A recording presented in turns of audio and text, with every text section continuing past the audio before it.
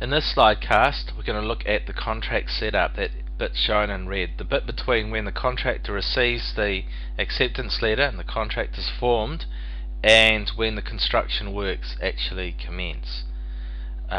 In this period, we're obviously getting the contract documents together. Everyone's preparing contract files, so both the contractor and the consultant are preparing contract files which record what happened during the which record all the documentation.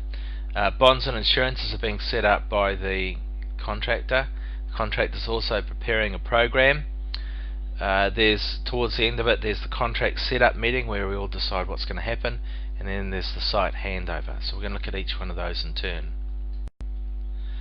So the contract construction document, you'll recall that the construction document is composed of a whole lot of documents. The idea of the construction document, the contract document, is that the complete contractual agreement is being recorded. So all the documents that make up the contractual agreement are put into one document which everyone reviews and signs to indicate that they agree with what that contractual agreement is. So you'll recall that it's the tender document, any communications in the tender period, the tender submission by the contractor. After the tender submission, there may be some agreements made between the client and the contractor. There will be a tender acceptance letter, and then there's the signed contract agreement. So those things are all put together into one document and signed by all three. Preferably this is done before work start on site, but it's not compulsory, it doesn't have to happen. You'll recall that there is already a contractual relationship in place, so the contract is running, but you do need to formalize that relationship, that agreement. Make sure that everyone understands what it is and shows the agreement by signing the contract. At the same time, the contractor is putting together his bonds and insurances. You recall a bond is an undertaking by a third party, the surety, to pay for the fulfillment of the contractor's contractual obligation if they can't make it. So if the contractor goes bankrupt or he doesn't have enough resources to do the job, the surety will rock up with some money which will mean that the contractor's obligations can be fulfilled, and that means that the risk to the client of the contractor not fulfilling his obligations is significantly reduced. In addition to that, there's insurances. So remember, there was public liability insurance, there was plant insurance, there was the contract insurance. All those different insurances we looked at in the previous slide casts, and they are commitments by an insurance company to pay the cost of damages if there are specific incidents. Now the contractor is responsible for putting those in place, but the engineer needs to be checking them and making sure that they are in place.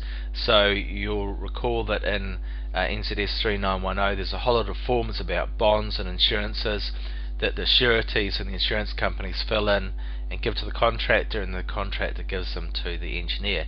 And the idea of those forms is so that the engineer can look at them and say, yes, that bond is in place, yes, those insurances are in place.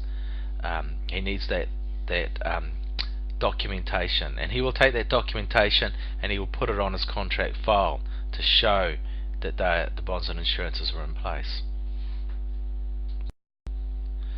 The program is an indication of the timing of the various parts of the construction works. The way it's normally presented is in a Gantt chart, which we studied earlier on. This is a very simple looking Gantt chart. So you recall that down the left hand side is the tasks or the work items, and then there's these bars sort of show the start and finish of them. So along the top is the time scale, the date, and then the bars show the start and finish of each task. That's required so that the engineer knows what the contractor was intending to do and when. So the engineer can look at the program at any specific part of the contract and say, is the contractor running to time? Is he going to bring it in on time? Is he doing what he said he would do? Is he, and if not, then the engineer is able to go to the contractor and say, look, you're behind time, what are you going to do about it? Or the contractor or the consultant can say to the client, oh, we're ahead of time, we're looking good. So it allows the engineer, the consultant, to be tracking the time along with what the contractor's doing. So it's required right at the start of the project, usually within 2 weeks of acceptance of tender, and normally what happens is the engineer will ask the contractor to update this program every month as part of that monthly progress reporting process. The setup meeting. Now this is when the client, the contractor and the consultant all get together in one room before the work start and establish how the contract is going to be administered. Who is responsible for what?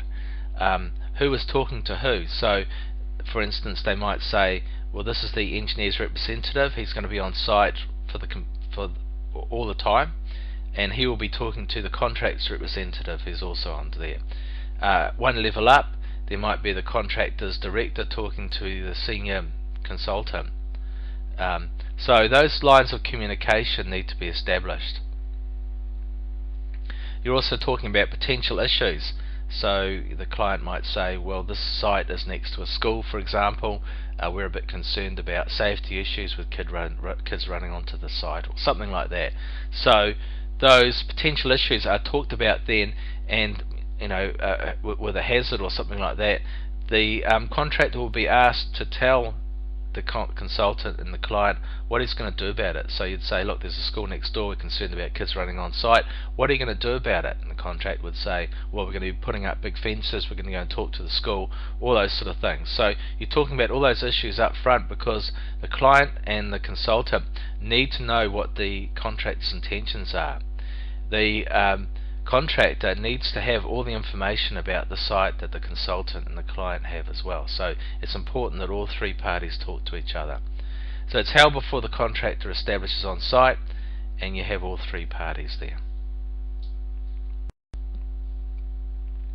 Site possession or site handover. This is a specific point in the contract where the engineer deems that the contractor may take control of the site or have possession of the site, and that usually happens when he sees the bonds and insurances. When it's confirmed that the contractor has the required bonds and insurances in place, he will send a letter or a communication to the contractor and say, you now have control of the site. Now remember, the clock starts ticking when the engineer gives the contractor possession of the site. So the contract period starts from when site possession has been granted. So the contractor has the rights and obligations of a landowner, so he's responsible for the site security. If anything gets stolen off the site, it's his responsibility. If anyone's hurt on site, he is the person that's primarily responsible. But you need to be aware that the consultant and the client still have health and safety responsibilities, even though they're not in possession of the site. And the contractor has the right to restrict entry onto site.